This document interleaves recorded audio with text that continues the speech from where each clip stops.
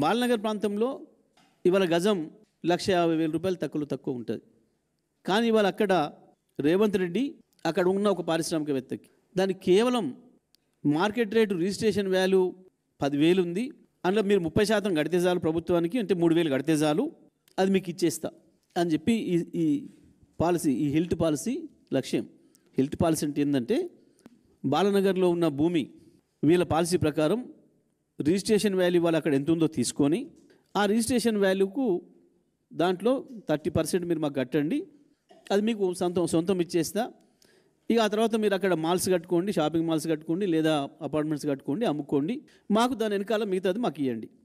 ప్రభుత్వానికి కట్టేది 3 కోట్లు అయితే ఎకరానికి, వీళ్ళ అనుయాయులకు, వీళ్ళ అన్నదమ్ములకు, వీళ్ళ బంధుమిత్రులకు ఇచ్చేది 30 కోట్లు. ప్రభుత్వానికి ఇచ్చేది 3 కోట్లు, వీళ్ళకి ఇచ్చేది 30 కోట్లు. వాస్తవానికి అక్కడ ప్రజలకు రావాల్సింది, ప్రభుత్వానికి రావాల్సింది ఎకరానికి దాదాపు 50, 70, 100 కోట్లు. ప్రభుత్వానికి 3 కోట్లు, వీళ్ళకి 30 కోట్లు, ఇంకో 30 కోట్లు వాడికి. ఇది ఈ స్కామ్ అసలు.